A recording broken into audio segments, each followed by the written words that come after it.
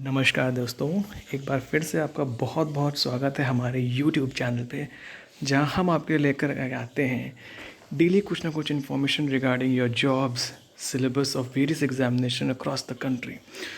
तो प्लीज़ अगर आपको हमारे ये चैनल और हमारे ये वीडियोस पसंद आते हैं तो हमको लाइक एंड सब्सक्राइब करना ना भूलें, और हाँ, हो सके तो अपने दोस्तों से भी शेयर कर दें प्लीज़।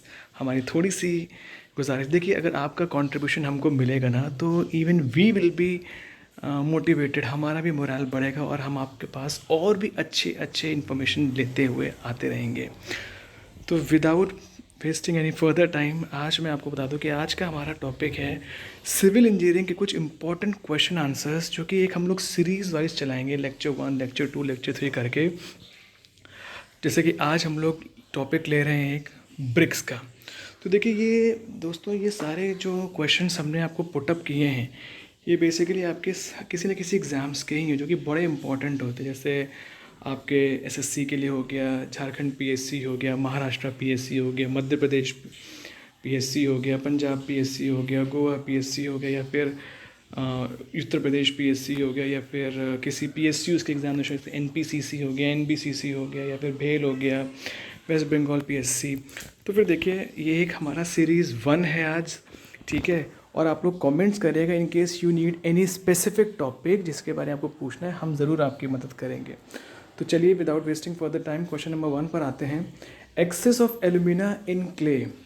देखिए क्ले में यदि अगर आपका एल्यूमिना ज़्यादा हो जाता है तो it makes the brick crack and warp on drawing. यदि ज़्यादा आपका एल्यूमिना क्ले में हो जाता, ब्रिक में हो जाता है, जो भी ब्रिक अर्थ आपकी होती है, अगर उसमें ज़्यादा आपने एल्यूमिना ऐड कर दी, Al2O3 अगर ज़्यादा ऐड कर दिया, तो उससे ब्रिक जो होता है वो आपका क्रैकिंग और वार्पिंग होने लगती है। जैसे जैसे ब्रिक सूखता जाता है उसमें क्रैकिंग और वार्पिंग डेवलप होने लगती है। और दोस्तों एक आप साथ में ये भी लिख दीजिए, the percentage of alumina should be 20-30%।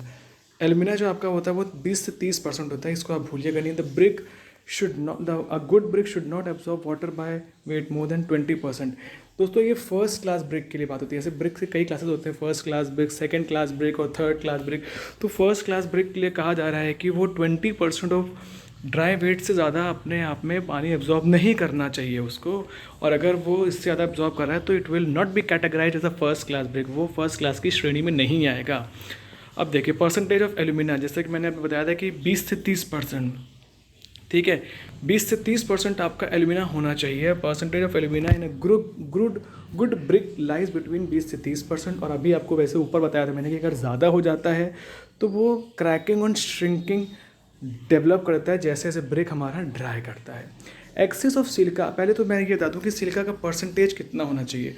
तो देखिए सिलिका का परसेंटेज आपका 50 से 60% होना चाहिए सिलिका का। और यदि उससे ज़्यादा आपका हो जाता है तो फिर लॉस ऑफ कोहेजन। कोहेजन देखिए ऐसी फोर्स होती है जो कि सिमिलर पार्टिकल्स के बीच में आपकी लाई करती है, ठीक है ना, एक्ट करती है, सॉरी। सिमिलर पार्टिकल्स के बीच में जो भी फोर्स एक्ट करती है उसको हम कोहेसिव फोर्स बोलते हैं, whereas adhesive force is one which is acting between different particles.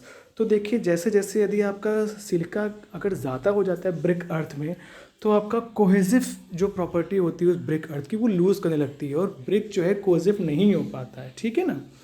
Which of the following constituent when present in excess quantity changes the colour of the brick from red to yellow. चलिए बताइए दोस्तों, ये question आपके अपने लिए है, इस please आप हमको आंसर ज़रूर करिएगा। मैं ये क्वेश्चन आपको आप अपने लिए छोड़ रहा हूँ, आपके लिए छोड़ रहा हूँ, जिससे कि आप हमको इसका आंसर बताएंगे, ठीक है। अब देखिए, अब ये क्या कह रहा है, which of the following ingredients of the brick earth enables the brick to retain its shape. कौन सा ऐसा पदार्थ है जो कि ब्रिक को उसकी शेप बरकरार रखने में कार्य करता है। तो उसका answer is again silica. Silica ऐसा हमारा सब्सटेंस है, इंग्रेडिएंट है, जो कि ब्रिक को उसकी शेप देने में मदद करता है, ठीक है। और इसका आपको परसेंटेज जानते हो 50 to 60% होता है। यदि ये ज़्यादा हो जाता है तो फिर लॉस ऑफ कोहेजन आ जाता है। Which of the following imparts red colour to the brick. आपको पता है iron oxide Fe2O3 if present in brick, वो क्या करता है, आपको रेड कलर इम्पार्ट करता है। Fe2O3 आपका रेड कलर इम्पार्ट करता है, ठीक है ना। As per IS specifications the minimum compressive strength of first class brick should be 10.5 minimum, sorry first class brick के लिए देखिए आपकी वैसे तो होती है 10.5 न्यूटन पर एम स्क्वायर, बट यहाँ पर 10.5 नहीं दिया हुआ है, इसलिए आपको 10 न्यूटन पर एम स्क्वायर आंसर हो जाएगा। Clay and silt in a good brick should be how much? तो clay and silt in a good brick earth should be at least 50%। अब देखिए, अब आपका रिफ्रैक्टरी ब्रिक्स क्या होते हैं। रिफ्रैक्टरी ब्रिक्स आपके बोलते हैं जो हाई टेम्परेचर, बहुत अति जब हो जाती है, टेम्परेचर बहुत ज़्यादा होता है, उसको झेलने की जो क्षमता के लिए हम लोग जो ब्रिक्स यूज़ करते हैं उसको हम लोग बोलते हैं रिफ्रैक्टरी ब्रिक। तो they are basically brick that are use to resist high temperature. ठीक है।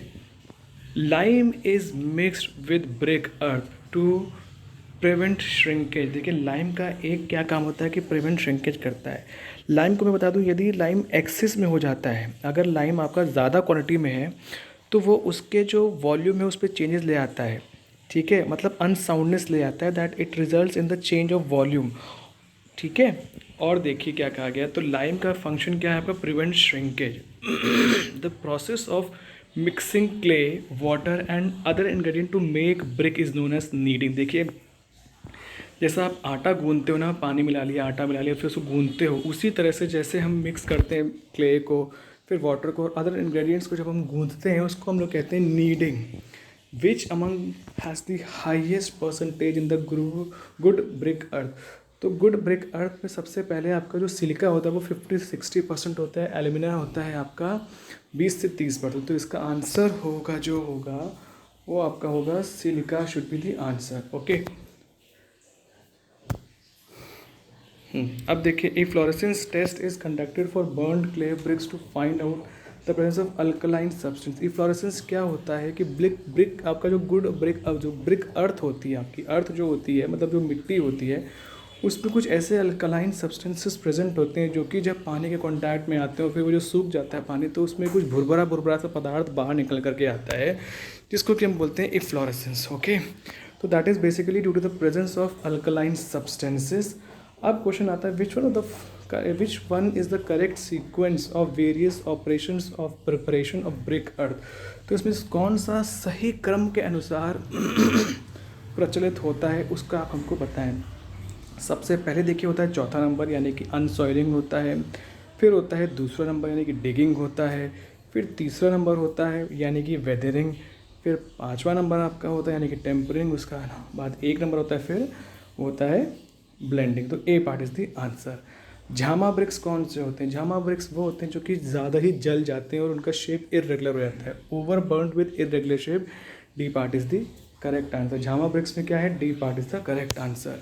ठीक है। Efflorescence of brick is cause due to alkalis. अभी मैंने आपको बताया था कि एफ्लोरेसेंस क्या होता है, एल्कली के कारण होता है। जब वो ब्रिक अर्थ पे प्रेजेंट होता है और उस पानी के मिलने के बाद कुछ सब्सटेंस बनता है जो कि जब सूख जाता है तो भुरभुरा पदार्थ निकल के आता है। तो दोस्तों ये हमारे कुछ आज के प्रश्न थे।